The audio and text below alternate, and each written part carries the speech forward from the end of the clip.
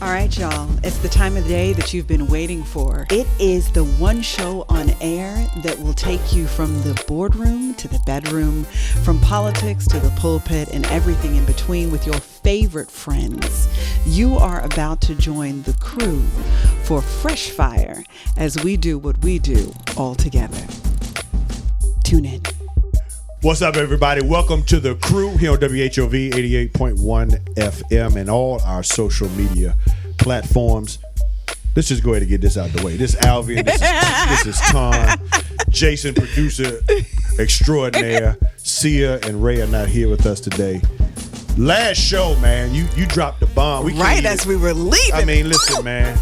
If they didn't hear the last show, they need to go back and listen to it. They do. That's what they need to do. But can you give a quick summation and then you drop the bomb? We're going straight into where we left off, man. So we were talking about the allegations of an affair between Fani Willis and Nathan Wade. Who, and for those who don't know who Fani Willis is, she is the elected DA for Atlanta. I think it's Fulton County that she's the DA for. And so apparently there has been some allegations that her relationship with Nathan Date, who has been appointed as a special prosecutor. Correct. His background is not prosecution. No, it's his not. Background is not criminal law. Sure, his it's not. background is civil. Yep. And family law at that for some personal injury. But he has been appointed, and according to documents that has been filed by one of the co-conspirators or alleged co-conspirators in the Mike RICO Roman. Act that has been alleged in the Trump prosecution, they state that she has been having this improper relationship with Nathan Wade, and that as a result of that, she needs to recuse herself from the prosecution, and her office needs to recuse themselves from the prosecution. And so the question came up at the end, because we discussed it was so layered, that conversation. But at the end, there was a conversation that came up about, well, could a white male get away with what she did because of there's been, differences in how people are treated in America. We know the that. application of and justice. The application of justice. And we even, Al, you mentioned about Trump making a statement that if I was to shoot somebody in broad daylight in New York Times Square, I could get away with it. And he said that, and basically that's how he's treated. So you said at the end of the last show, well, you believe Bill Clinton got away with the Monica Lewinsky situation. And he did. And well, that was because what you said is Clinton got away with it. And I said, no, he didn't. And you said, yes, he did. I said, Hillary did. And that's how we ended the show. Sure did not. Hillary did not. Hillary took that beat down for him. So you're suggesting that Hillary suffered the consequences of his infidelity? Absolutely for sure. suffered. By what? By how? For sure. Because she stood by her man when that went down, and people hated her for doing that when things came out, because they saw her not as a protector of her family, but they saw her as a bully. And because and they a betrayer of women. And a betrayer of women. And so because they saw her as a bully and a betrayer of women, they used that as more ammunition. Already they did not like her. There was already a propensity to not like her. But that came back up on the 2016 presidential campaign trail. They came back up big time during some of those, if you remember, some of those debates that came up. And Trump utilized that. He sure and did. If you look at the numbers, sure and if you look at the data, white women were the swing votes. Correct. Yep. So let me get this straight. They abandoned you her. All They believe, abandoned her. you all believe that Hillary lost because of Clinton's adultery? I think it added No, fuel. yeah, I would agree with him. I think that it was she anticipated having to fight her own fight. Correct. But she did not anticipate having to fight his fight.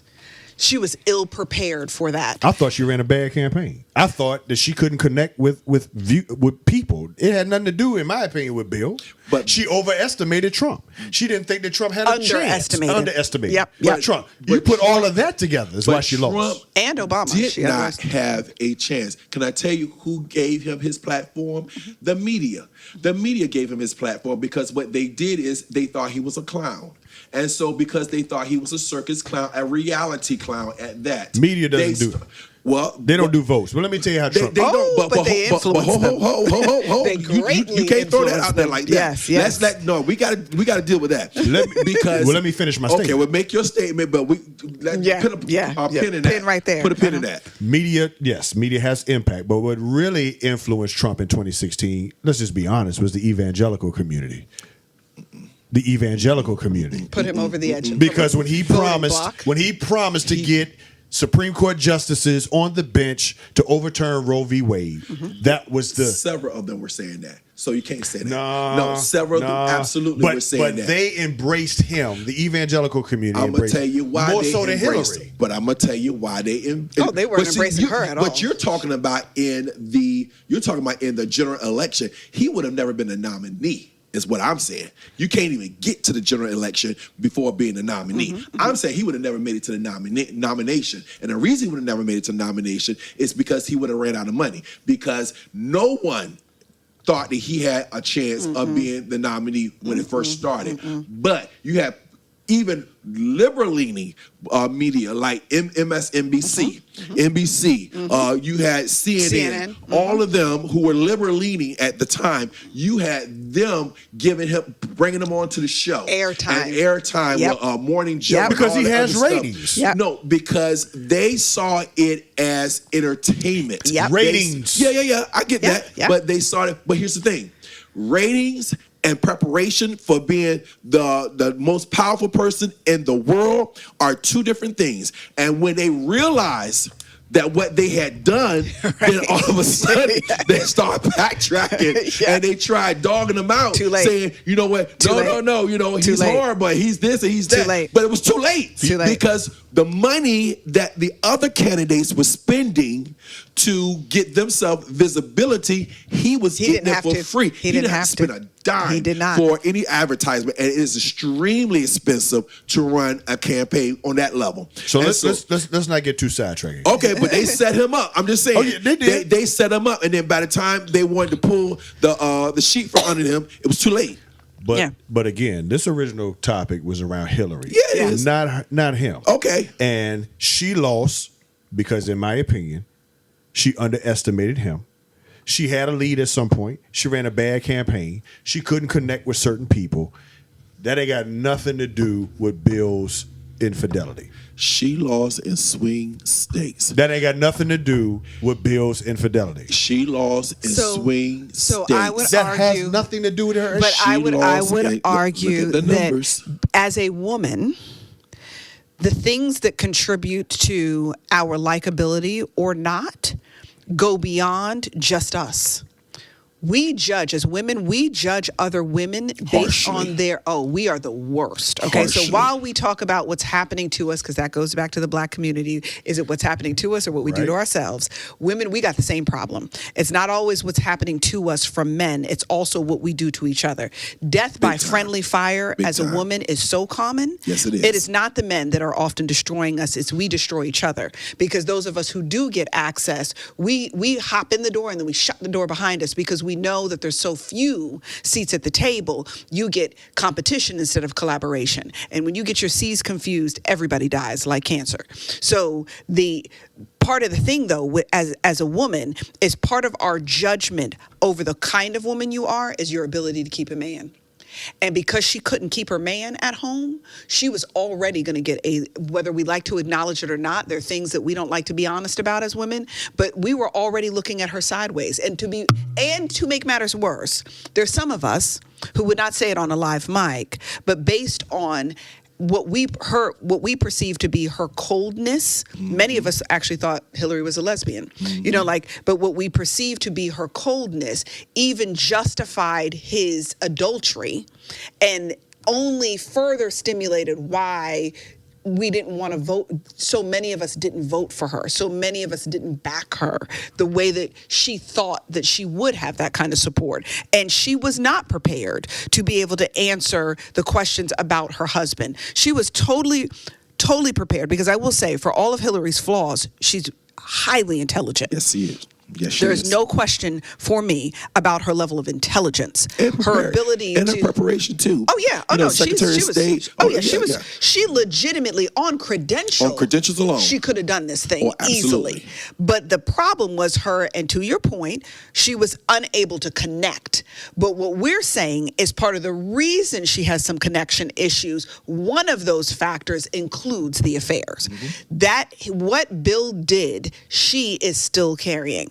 And we still talk about her when her name comes up. We still talk about her with the tint of that past on her. Okay, so let me raise a broader question, because it really isn't just about Hillary. Yeah, no. It's bigger than that. So going back to Fannie Willis and this whole conversation. So are you saying to me that if a husband commits adultery, that the wife suffers more the consequence for the infidelity than the husband? Not necessarily more. But she suffers from it also. So what consequence did Bill suffer for the infidelity? Not Hillary, Bill. So, now What remember did he suffer? the word consequence, people assume that always means something negative. It just means the outcome of the response to the result of, right? So good decisions, good consequences, bad decisions, bad consequences. But sometimes bad decisions, good consequences. This is what I mean by that is Bill did that, and we, people of color, embraced him as the first black president. Yes, we did. Because he was, I won't use the word, but he was running chicks through the White House. So there's a way in which there were consequences to it that were unexpected, because you would think that that immoral conduct would have ruined you, but much like Trump, it actually elevated him in certain spaces around certain folks. But the consequence, yes, he went through the impeachment trials and I didn't ever touch this woman and this, that, and the other. That may all be true. It didn't ruin him. It could have, but it did not end up ruining him. And the reason why we're having this conversation is because my statement in the last show was things It doesn't play happen. out Yeah, it works out differently for us. For black people. Yes. Right? JFK was another president. I was just gonna who say was that. a common womanizer. It was Absolutely. It was different times too. known before Me Too movement. Yes. Yes. It was So- different times. so- Both of them were before that. Both before Me Too movement. Yeah. Because now we're in this Me Too movement. Things are They are different now. different. Yep, they're Because different now. Let's talk about Vince McMahon. That's Okay. what I'm over here pulling up right now. It's different. You always talking about, I'm sick of all the lawsuits and no prosecutions for criminal behavior. But guess what? He is under federal investigation as we speak right now for human trafficking. Yeah. Yeah, like Vince that's McMahon criminal, was not civil. He was the poster child for wrestling, professional wrestling. Yep. Yes. Yep. And even in our own group chat, we were talking among each other, and we were like, what's going to be play out? And I said, because I call it. I'm 100 for 100. By the way, this one's gonna see some yeah. jail I time. said he gone. I said Yeah, that's what you I said. said matter of fact, I think he said he toast. He toast. I think That's exactly what you said. I said he's toast. And right after that, I mean, what was it, minutes or about an hour or two? Just let the record He show. resigned. Yeah, let the record show that brother resigned from everything. Because that board, because I could see it in their response when the lawsuit came out. They responded. When I say they, the board and the parent company, they were like, well, we take these charges and these allegations very seriously. Yep. And we're going to look into that, and we are going to, and they call them heinous or horrific charges. Horrific. So they were already describing what the accuser said as horrific. Yep. And they're like, we take it very seriously. Vince McMahon, on the other hand, was like, she lied, the truth ain't in her. Whatever. And She had receipts. She had receipts. She did. She had God it all. bless these women. That's why they had her God sign bless a these $3 women. million non-disclosure. And can I just say this? Didn't even give her $3 million. That's the problem. They gave her $1 million. That is Had they the paid her. problem. Had they just This- paid her, she but might- he was greedy. Yep. And had he just paid her, I'm telling you, I don't think Now we it's would going have to ever cost him seen everything. it. Yep, I it's don't going to think we cost would him have seen everything this. because he And wanted let's to be just- greedy. can we Trying to just- cheat her some more. Yep. And- So you're going to violate me twice. Twice. Okay. And listen, Yeah. y'all, we need to say, just have a moment of silence on this because Jason is an avid wrestling fan. And since this news came out, he's been devastated. I told him about to get over that WWE because I said we he's just need to- toast. He said, "No, Tom, he coming back." I said, "I'm Jason, not you got a even mic. going to waste my Come on, breath." man. Not You this got a one. mic, I Jason. said, "I'm not even going to waste my breath on arguing this." I said, "History is going to prove me As your correct." friend and brother, I'm here for you, man. And it's All right, so let me go on record and say that I said that to you, Anton, because I had not seen the indictment or the paperwork. Okay, all right. Once I read, it's like 67 pages. It's terrible. Oh, yeah. When I read it and I saw the text messages, and one, I was hurt because I thought Vince McMahon was intelligent. But when I read the text messages and see how he was misspelling words, yours was your, but like the vulgarity that was associated with it, I thought it was just more of a, not that any sexual assault is okay. I thought it was more of, men being men in the locker room and saying inappropriate things and maybe a little touching. But, to see that he defecated on her, Oh, yeah. allegedly. And I heard that, like. And oh. did other things with Mr. Laurinaitis, and also talked about a UFC fighter who we know to be allegedly Brock Lesnar. The WWE has cut ties with him. They've taken him off 2K24 game. And when they started doing stuff like that, that's why when I read it, I came back and I apologized. I'm not like Kevin Swan, who doesn't He admit when will he's wrong. apologize. Yeah, he'll just stand by his Me? statement. I Me? His apologize. wrong statement. He'll But I stand by was- his wrong statement. I was Look, deeply hurt. so let Like me make Trump, a never distinction here. apologized. Wrong statements. Okay. Jay, we're here for you, man. But listen, let me make a distinction here on this show because what we're not talking about are criminal acts. Yes. Right? Fannie Willis was not a criminal No. act. No. It was a Consensual unethical, between adults. It's just an issue of judgment. and this is what I'm saying. In these situations where it's not illegal, because if it's illegal, yes, Me Too movement has changed all of that. McMahon, Diddy, black or white, if you did it, You did it. and I can get a And you civil settlement, deserve the consequences I'm associated. going after you. But when it comes to immoral, unethical, it still plays out differently, in my opinion, for blacks and whites. That's my argument. I'm not going to say yes to that. What I would say, it depends on who the person is, because people will protect who they love. And if you are powerful enough and connected enough, whether you black or white, if it's just an ethical issue, you can still get protected even in your ethical situation. Let's talk about Jesse Jackson. All right. Because Jesse got a baby. Jesse got a baby mama. Okay? And I know the room is quiet, but I don't care. Jesse got a baby mama. Yep. He does. And guess what? People still love Same Jesse. with Minister Farrakhan. Come on. And people still love Farrakhan. So it depends on who you are and what power systems are set up surrounding you that can protect you. Absolutely. So let me ask you directly, and I'm going to ask you both. Okay. You're a black man coming with attorney. If you were a white man and you had an affair, do you think the fallout of it would be the same as if you were who you are now as a black man? Absolutely not. Can I tell you why? Because I'm here because God put me here. So as a result of that, if he removes his umbrella of covering and protection from me, God I'm help toast. you. God help you. God help me. I'm toast. So, because I have mine is layered.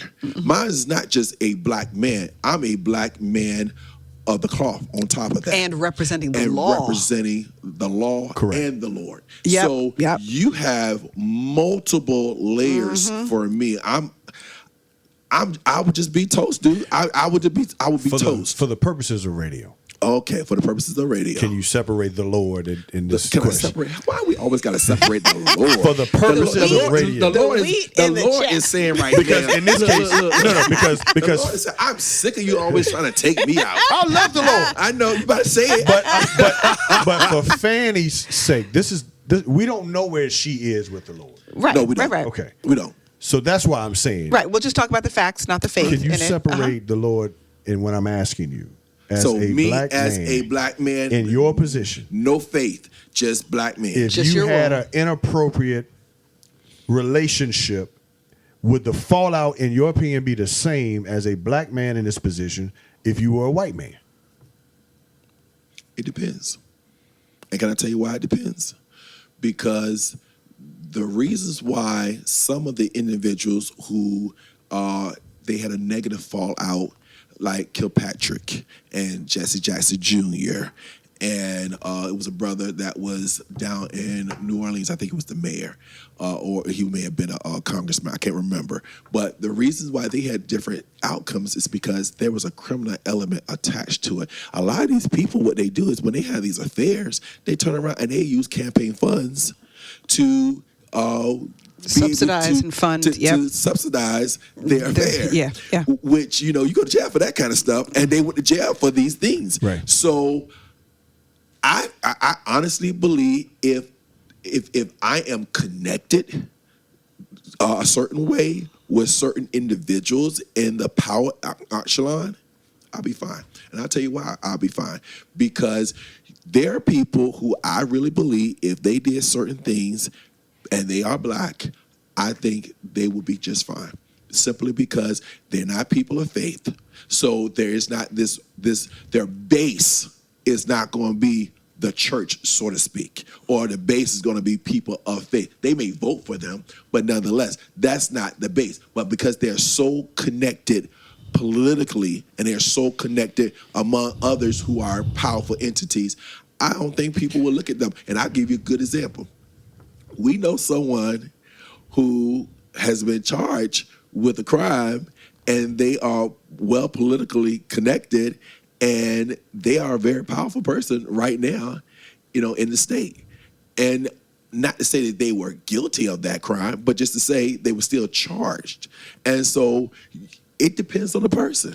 So in your estimation, political affiliation is greater than race when it determines the fallout of a person when they have committed a moral or unethical, not a criminal, but a moral and unethical situation. I think power affiliation is higher than race. I think so all day long. If it's moral.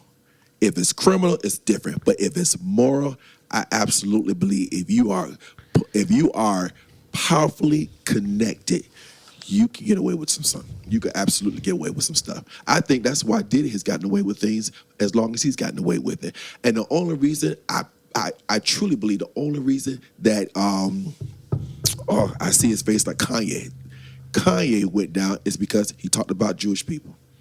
He'd been talking about black people forever and then nobody saying cared. that we love slavery and we benefited from slavery and the whole nine. And we, black people, were buying his shoes still. $400. Yeah, but it wasn't until he came after Jewish people, and when he came after the market system, he came after the banking system. He felt that immediately. Yeah. Al, I'm gonna ask you the same question. All right. David Chappelle teased about that. Yeah. One One thing about David Chappelle that I like about David Chappelle tells the truth. He does. He tells the truth. He Boy, does. does he ever. Yeah. Now it's an uncomfortable truth. Yep. And he does it so well, He though. does. He does it better than anybody else It's an does uncomfortable truth, but he tells the truth about everybody. Everybody. Equal opportunity. And he's an equal opportunity. And people like to say, well, he's homophobic or he's this or he's that. He No. is. He just tells He's fair the truth. across the board. It doesn't matter who you are. He's like, nobody is exempt from me talking about your situation. And he's brilliant. And he's He brilliant. is He brilliant. went after the handicaps the last He did. one. He was like, he said because they're less organized. He said, Because they're less Handicaps, man. organized. He You said can't he do got to that, leave man. the LGBTQ can't alone do that, because they're man. too well organized because they'll come for you. He's like, but the disabled. No, Y'all, he didn't. Yes, he did. he did. He went after Yes, he handicapped did. people, man. I mean, it was all jokes. But I mean, But to your point of him being equal Yep. opportunity. Now, Al, I'm ask you the same question. You know how hard it is for a sister in corporate America, whatever. If you had an affair as a black woman, not nothing illegal, do you think the fallout would be the same as if you were white? At my level, At your level. do I think that the fallout would be the same? But that ain't the question you asked. That is the question I asked you. Well, I did. Well, you know what? That's right. You did, and I Same question. talked about. Yeah, You said you it said depends. it You said depends. it's Yeah. power, The power, and political yeah, affiliation. Okay. All right, Yeah. I'll give you So I'm going to that. ask you the same one. I think because of the uniqueness of my situation, I think that it would look different. And it would look different because I think for my role, just me, I'm a little bit of what people would probably consider a little chocolate unicorn. You know what I'm saying? And in the sense that I am in my 40s, I have 2 PhDs. I've run a successful business for over a decade. I've been married for for over 25 years at this point now. I mean, like the combination of things, and I come in a certain package, and it's palatable, you know, across cultural lines and all. What it would ruin for me is the ability to maintain that kind of status, that as a white woman, I wouldn't have had that status. It would have been different anyway as a white woman. Like, as in, those things might not have been perceived as so special if I was a white woman. So the fact that you are, you know, that I am kind of a unicorn, I'm required to maintain the special. And I'm not equating myself to Will Smith, but it's just that when white America chooses you or supports you as kind of almost colorless. I mean, they use your color when it's useful. They don't bring it up when it's not. But like, you get to be kind of colorless, and you're allowed into certain spaces and certain rooms that generally most of us don't have access. Part of the reason you have all of that access is because you check so many good boxes that it's good to be associated with you. And then, but if I were to do the kinds of things that would affirm the stereotype, I would lose the kind of access and opportunity that I have. The reason why I think it would be different for my white counterpart is that they never had to carry all of that stuff in the first place. They didn't need to have all of those special boxes to get to the table in the first place. So if they do something, you know, it's not as big a deal. But it's the law, almost like the law of averages and numbers. When you're 1 out of a million versus being 100,000 out of a million, the weight is different. So I am 1 out of a million. There'll be 1,999,999 other white women who will get this opportunity before I get the opportunity. So when I do something, the impact is different because of how few, as we were talking about with Fannie, how few of us get that impact, get that opportunity. So if President Obama, he couldn't do certain things because he was the one of one. But all of the presidents were white. So if 10 of the white guys decided they were all going to be trifling, it wouldn't sully all the other presidents that happened because there's so many of them. But if there was only one, and the one that was let in does stupid stuff, yes, it is that one of one is 100%, where 10 of 100 is only 10%, but it's 10 times the number of black people who did it. But it doesn't matter because relative to the whole, it's only 10%. But because we're only one, when we do it, it is 100% of us. So the numbers make it different. So I think that it's a nuanced argument based on access, opportunity, and to Anton's point, which I would absolutely agree, I think money and influence are 2 of the most significant deciding factors and how things are going to play out for you. If you are well connected and beloved. Perfect example. Bishop Jakes, I don't want any of the stuff that they're saying about him to be true. Correct. I don't want any of it to be true because I adore him. Correct. If it was true, would it change your view? It would so that one would hurt my feelings. It would hurt. Yeah, that would really hurt my feelings. If that's true, yeah, I can honestly say to you, I adore him, and that one would hurt. That would hurt. But again, being beloved, what we also know is black people are forgiving people. We are. We are. Okay. We are. So can you be hurt and forgive him. So here's and move on. here's the caveat that would be true for me. I can forgive you if everybody was an adult. If anybody was a child that you were doing this stuff to, it's different. That's my line. My line is when you didn't have the opportunity to choose for yourself, when you didn't have the autonomy to decide that this is what I want to participate in, to me that sin is different because now it's predatory, which is different than two grown folk making terrible decisions. I could forgive two grown folk making two terrible decisions. But when an adult violates a child, that's different for me. That's where my line is. For me, I don't even look at it as an issue of forgiveness because that's between you, your wife, and God. So I don't even get into that. But would I see you differently? I probably would see you differently if you did something to a parishioner as well. Because to me, I see them as That's well. predatory also. Predatory. Because of your power Because versus of your power, right. Yep. It's something about those who you are in a position of power over them. When you are in that type of position, I kind of see you differently when you do something to that person. Fair. Is Fanny predatory then? No, because truthfully, They were grown. Totally. But she grown. had power over her. Yeah, but the question is, were they already in a relationship before she even appointed him? That chronology is different. And then on top of that, he's not even remotely suggesting that he did not want this. No, because he could have been an aggressor. Yeah, like this, he could absolutely pursue that. And more likely than not, he did. Because he had something to gain. He had everything. Power is sexy. So powerful women are sexy even when they're not necessarily beautiful.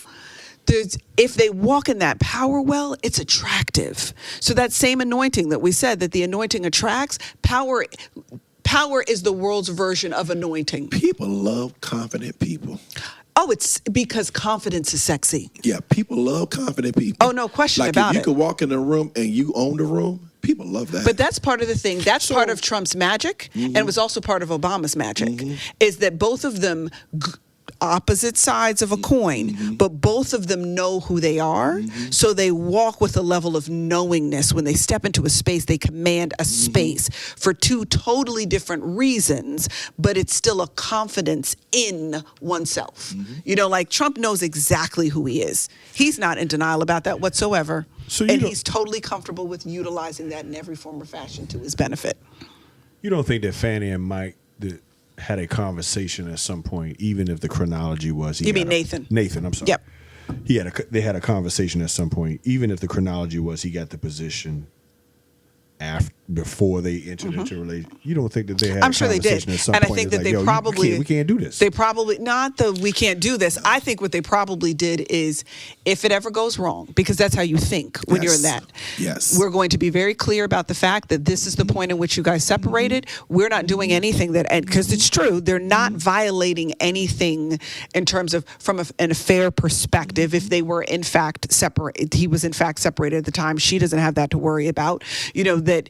If he was in fact picked after, at least from a public perspective, picked before the relationship began, then that also makes it a bit different. So I think what they probably did was if in cases of emergency, break glass. This is what our break glass plan is going to be. This is what it is that we would say. I think that they would have had that conversation. And they said that, and it's still possible she could lose the It case. still could happen, but it gives them enough grounds to kind of fight it and debate it.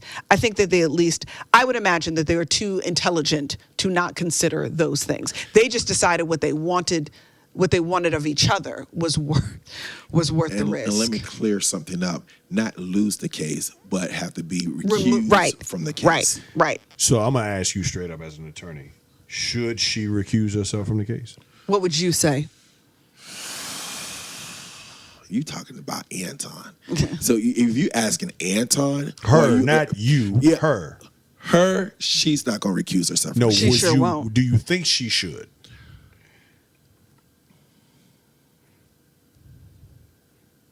See, the fact that you're pausing, I am because that gives red meat to his base. Because the question that you're asking is based upon Anton's morality. You can't separate Anton from You who he can't. is. Yeah, you can't separate because they're one and the same for you. They're one and the same for me. You know, I can't separate my morality from my legality. It's all the same to me. And so I would recuse myself. But here's the thing, I would never put myself in that situation. In the first place. I'm going to tell you why. Because I already know there's about 5,000 eyes on me. Uh-huh. And your mama, just in case you're looking. And so, yes, I said your mama. And so, yeah, but I already know there are 5,000 eyes on me. And so I'm already mindful, which drives me crazy that she was not mindful that people are going to be ultra critical of anything that you do because of the position you have. Forget the case. Right. Forget the case, Kevin. I'm just saying, just because of who you are in the lane that you occupy, or the space that you occupy, in the lane that you walk in, people are going to be ultra critical of you. But here's the problem. She's in a predominantly minority county that elected her. And so black people being in positions of influence and affluence is normalized for her where she is. So that may not have been a mindset for her, as far as I got all these eyes on me who are looking to take me down simply because I'm a black female. But where I am and where I sit, I know there are people that had issues with me simply because of my race. Because I had jokers to say some things, and you'd be amazed at who may have said some things. And I was really polite, and I did not shake them when they said it. How nice of you. How nice of me. But I'm telling you, you'll be amazed of some of the things that people will say and do. Because when I came in, I broke up some of that old boys network type stuff, dismantled that stuff, because I said, oh no, not up in here. Things will not be the same. People who are in positions will earn those positions. People who are getting cases and representing people, you will be treated the same way that everybody else will be treated. It won't be based upon who you are and your entitlement and your influence and all that. No. These are the things that we're going to use, the factors, to settle these cases. What they did and their criminal background. That's what I'm going to be looking at. And I don't care who's representing them and all that, and whether they got money and all that. I could care less about that. That gets you enemies. It does. That gets you critics. So let me ask a broader question. Wait, can I answer your question though? Because you didn't ask me. I'm sorry. Whether or not she should recuse herself. Yes. And my answer is no. And the reason, and if this were a different case, I might have said yes.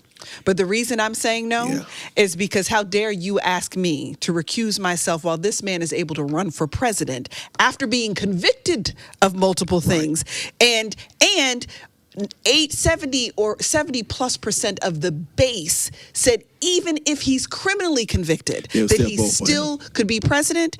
You are not going to hold me to, because I actually didn't do anything wrong. Criminal. Okay, like nothing criminal happened here. You may question my judgment, but nothing criminal happened here. So quite frankly, if I were all of these folks who actually wanted to do some questionable stuff, every time somebody came to me about you shouldn't have done this and you shouldn't have done that, I said, so why am I being held to a higher standard than our president? So are you telling me that you no longer support our president? Is that what you're saying? Because the people who are going to come for you are the same people who are supporting him. So you tell me if I should step down, if he should step down. If you think that he should stay, I should stay. That would be the end of my argument. We're not going to have this conversation. But you're doing it from a PR. See, that's that PR in you. Because you're not getting away with that with me. You're not getting it right. That's that PR. If it were a different case, I probably would say she should recuse herself just to not have the shade on it. Right. But quite frankly, I would, if she was calling me as crisis management and public relations on this, I would use this all day long, because you can't have it both ways. You can't tell me he's innocent and worthy of presidency and then question my ability and my judgment at the same time. You would never be able to have that argument with me. But that never. has been my argument for the show. It does play out differently. It does, because in some ways we let it play out differently. It plays out because the same thing happens even from a political perspective, where we give up who has the moral high ground because of somebody's behavior, somebody's this, that, and the other. And you don't have to.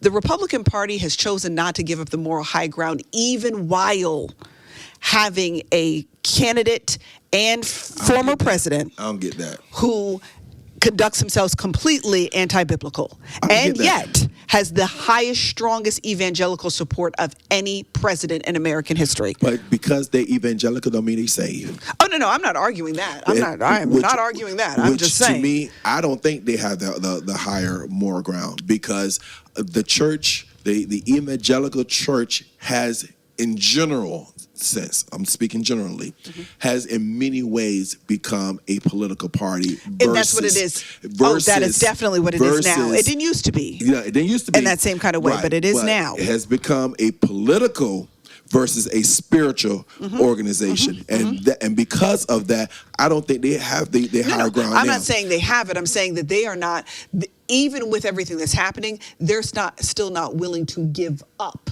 the narrative of the higher moral ground. Well, I would say they still try to hold on to that moral high ground by going to very exclusive and myopic arguments, like we're only going to talk about abortion rights, and we're only going to talk about this, and it's literally like, I'm only going to talk about Anton's fingernail, and he's got an entire body, but because his fingernail is this color, and that's what I need the fingernail color to be, I'm going to vote for the whole man because of his fingernail color. And that's what's been happening politically inside of the party for some time now. Because when they go there, I'm like, well, you know what? Maybe if you weren't so racist, then maybe somebody will come and listen to what you got to say. Because it's that same racism that says, oh, I want you to have a baby, but when the baby get here, you're like, you're on your own. And I'll make sure that you don't get any type of benefits. I'll make sure you're pro-fetus, but you're not actually pro-life. Come on. I'm pro-life, but as in that's what that argument is. When I care about you in the womb, but I don't care about you when you come out, then what you're telling me is you're pro-fetus. You are not actually pro-life. Absolutely. And there's a difference. There is a difference. So, Fanny, let's play this out. She stays on. How do you think the case is going to play out? I think she's going to win the case. You think she's going to win? But will Trump's side be able to appeal based on the fact that because of the judgment? Anyway, one way or the other, they'll be able to appeal. What they're going to do is they're going to throw shade on the results to suggest that this was a farce and that it was not legitimate. That's what's going to happen. But here's the problem. This is why I love the law. Because here's the problem. The facts are the facts. You can't get away from the facts. And the beautiful thing about this is most likely it will be televised because it's state court. And secondly, the beautiful thing about it is there is a transcript of all the evidence, of all the facts. So you can create the narrative that you want to create. All I got to do is just read the transcript and be able to say X, Y, Z occurred. You did this, you did that. And then these people who are going to come forth and turn state evidence, they're going to say X, Y, Z. And this is what he did. And this is what he told me to do. This is what he directed me to do. And this is what he controlled. And this is how he intimidated the situation. This is how he obstructed justice. All that stuff is going to come out. This case is going to the Supreme Court. You heard it here. And I would just like to go on record so that you could hear it here also. It will not influence more than 10 votes. There you go. I was about to say. Just know. What's the fall? With all of that, this is not going No. to impact him negatively. If anything, it might actually benefit him. Well, I will say this. It won't impact him influence-wise, but if he's convicted, the Constitution will prohibit him from being able to run. So he's not going to be convicted before November, though. That's the trying, problem. right? They were trying to make that happen, but the likelihood of that is not high. It's not going to happen. None of the case. That's his thing. Let's just delay. And here's the other piece. If he becomes president and this case is pending, he will probably be able to push it out 4 more years because now he's president. Right. Right. Y'all remember saying, let me ask you this. We'll see. Because I want to go back to Fanny for a minute. Y'all remember the saying that we grew up on? You got to be twice as good? Yep. Do you both still believe that today? Yes. Yes. You got to be twice as good? Yes. Yes. How so? Because what you all just told me was, as long as you know the right people and you're in positions of power, that's what saves you. Yeah, but But you had to be twice as good to even get to those places. You beat. Oh God, you took the words out just my to get mouth. to those places. You can't even get to that position until you're unless twice as good. Mm-hmm.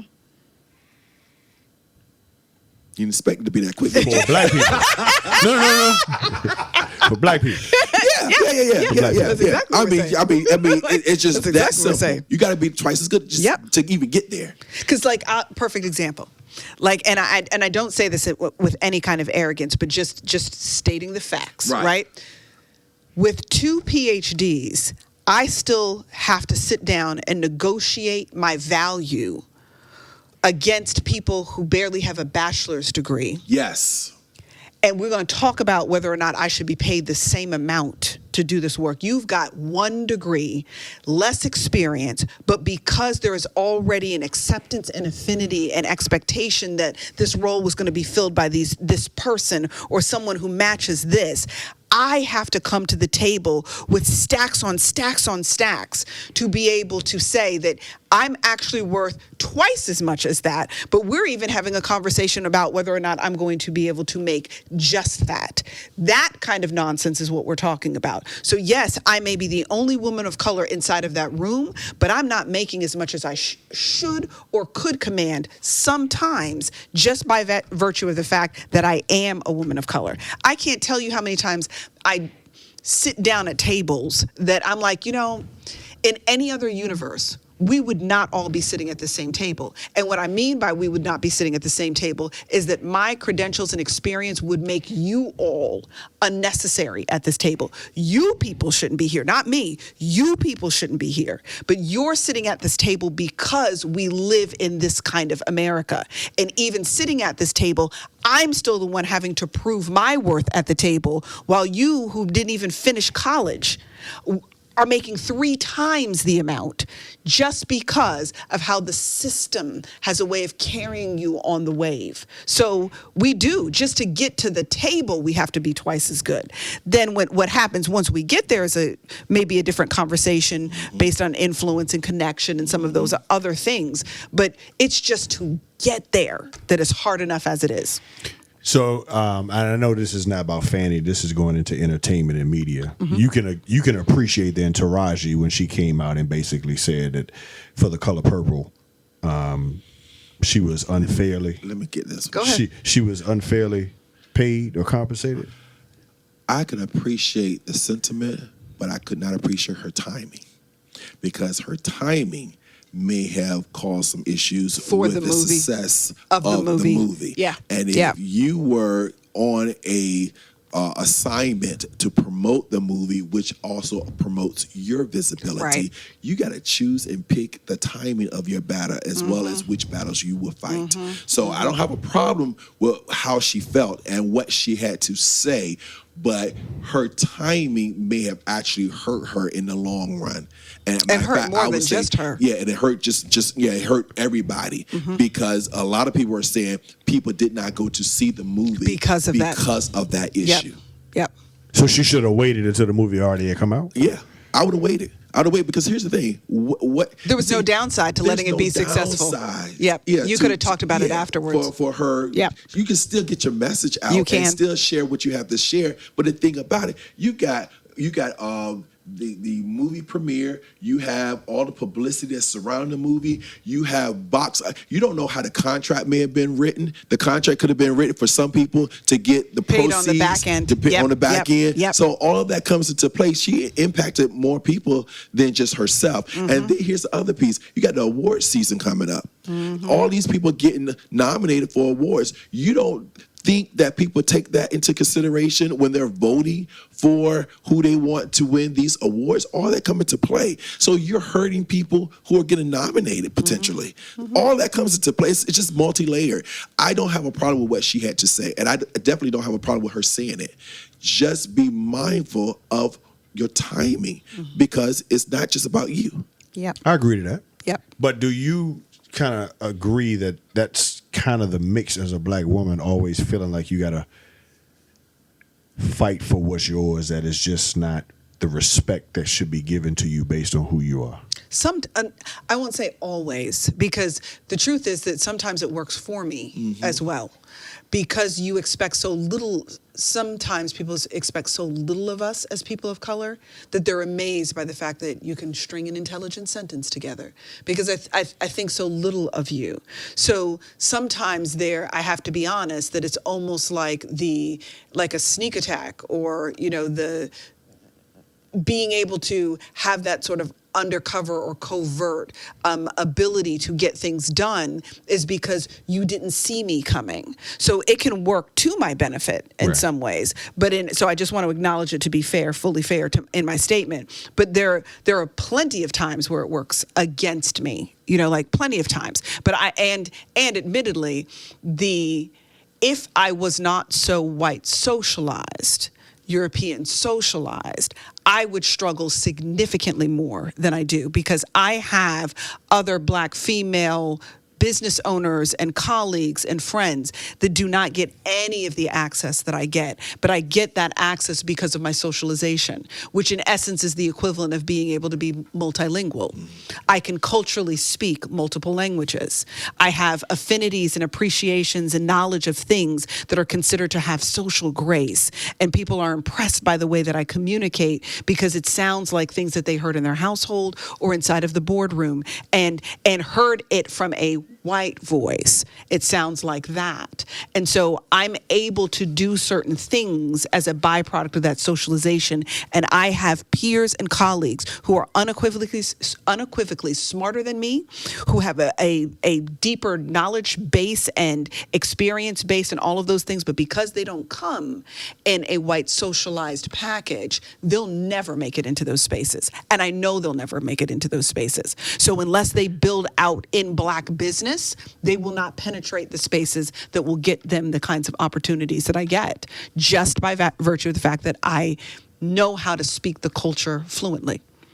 So then that goes back to what I said earlier. It's not about being twice as good, because there are people who work harder, right?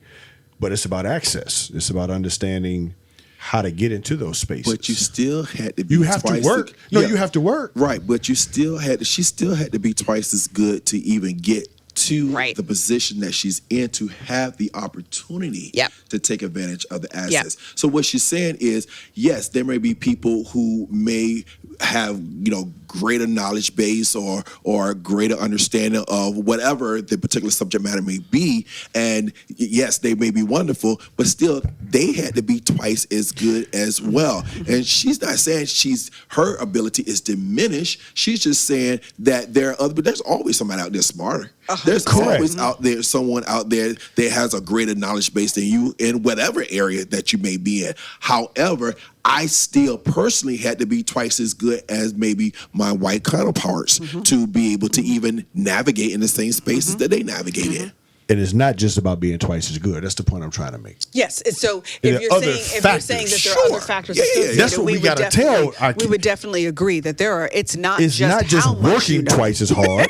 It's also some other stuff that go into packaged this. in too. Judgment decisions as well. Which is why Fanny's situation is so baffling. Because one of the things that I tell my mentees, I share with them all the time, is not just about the choices.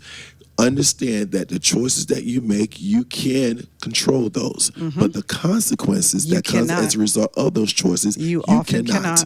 And because you cannot control those consequences, you need to be mindful of unintended consequences before you act, because once you do it, you can't take it back. Correct. So it's judgment.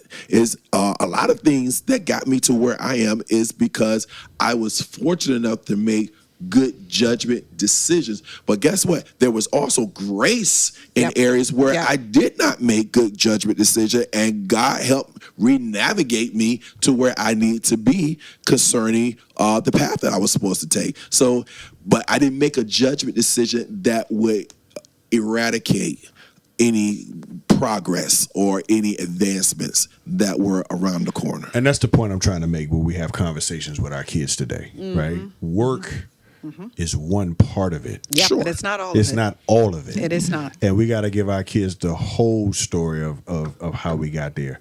Now, I know we're coming up on the end of time. So, real quick, is there any legal, like the bar in Georgia or Atlanta that could punish Fannie for her behavior? Every state has a state bar, and that's how you're able to practice. You have to take the bar exam, and so there is a state bar, and that state bar also has a rules of ethics that you have to follow. And if someone files a bar complaint, is what they call it, then they will investigate that person and determine whether the allegations have some validity. And if so, the bar association will, or not association, the state bar will prosecute that person, and they could potentially have some type of consequence.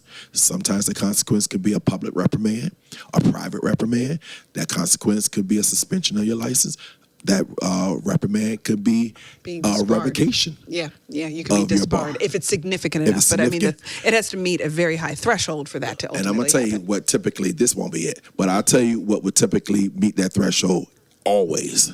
If you touch that money. Yeah, and that's actually part of the reason why I think that in Mike Rowan's case, or the evidence that he was putting in, that's not the word I want for it, but submitting the evidence that he submitted. I think that's why they got into the expensive trips and the travel, is because they're trying to tie that money factor into it. Because it wasn't just about whether or not she was sleeping with him. It's what happened as a byproduct of the romantic relationship in order to try to meet some of those legal thresholds. Right, because if they could show that the money was misappropriated, then you got her. That changes the game. That changes the game, because the bar will come for you for that. Anytime you touch money that you're not supposed to touch, the bar will absolutely come for you. But that's no different than, it's the American standard. The mafia did not go down for all the murders. It went down for not paying the taxes. Not paying the taxes. Because America does not care almost about morality. But they do care about the money. They care about the money. We are not a nation built on Christ. We are a nation with a whole bunch of demons. Can I just say that? And so, but when you touch the money, you touch the money and the kids. Okay, you play with that money. Money and the kids. You can touch the kids. Depending upon who you are. Yeah, but even when you touch the kids. It just depends on what the situation is, because quite frankly, you know, some of the cases that in terms of child abuse and sexual child abuse, the time associated with that, until more recently, you could get more time for killing a dog or abusing an animal than you could a child. You could. It's crazy, but that's how little we value the things that God values the most. I was at a meeting and I brought up something about dog abuse. It came up. It just came up, and the that came out of it, like, oh no. And Michael Vick is still dealing with, he's never recovered from that dog fighting. And I think we were talking about murder, like in the same and did not have the same response. You want to talk about things that don't get the same reaction. It doesn't get the same response. People are more and white passionate. People love their dogs. Yes, they do.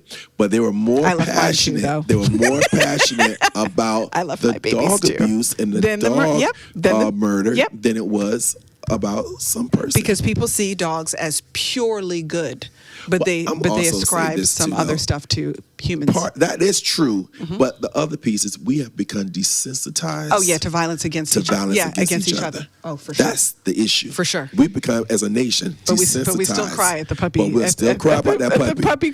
We'll still cry about that puppy. All right, real quick. We're almost out of time. Yep. Nostradamus of the court. Oh Lord! Why I gotta be a Nostradamus? Because you always look. Was he a prophet? You know, he always accurately. You always accurately. Call me Nathan. He's like 10 for Samuel. 10. Call me Samuel. Samuel or the court. Not one word fell to the ground. Call me Samuel. Samuel or the court. Yes. How is this case going to play out? I think that she's going to be fine concerning the recuser issue. And I really believe that she has a significant amount of evidence based upon what has been unfolding with these state witnesses, turning state evidence. I think she has a very, very good shot. The problem is this. People bring their biases into the courtroom as jurors. And picking that juror is going to be a feat because can you truly pick 12 people who are going to make a unanimous decision and all 12 of them not be in some shape or form influenced concerning I love Trump and he can kill somebody in broad daylight in Times Square and I'm still backing him. That's going to be her biggest challenge issue and challenge.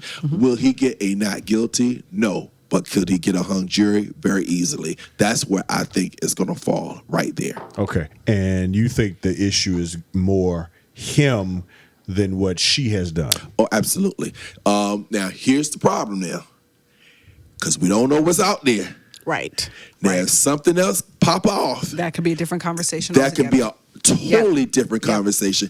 And the truth of the matter is something could potentially pop out. And if it pop off, then I think that judge will absolutely recuse her and require her to remove herself. And that means another prosecutor. If another prosecutor get caught up in this case, it's not going to make it. You're not going to be able to recapture all of that institutional knowledge over all this time that she has had about this case and give it to another prosecutor. They're going to find themselves over their head. All right. We'll see if he's 10 for 10. We'll see. He's predicted all of them so far. He sure has. So we'll see how accurately. this goes. We're out of time. Stay tuned and check out our bonus content on our social media outlets. That's where we really tell the truth about things that's going on. And you can really see how I'm mistreated and how he hurt us. Yeah, Professor go to the bonus content. Victimology. Where you can see it all. Yes, we got to run. Until next time, be blessed and be blessed in someone else. Peace. Okay, I hope you loved it as much as we did. Thank you for joining us for another fire show for the crew. Listen, you can catch us on YouTube, Facebook, Instagram, and any streaming platform that you're using for your podcast. Share with a friend, expand the family. Listen, we're trying to do this thing with all of you as often as we possibly can. We're looking forward to you joining us again for our next show.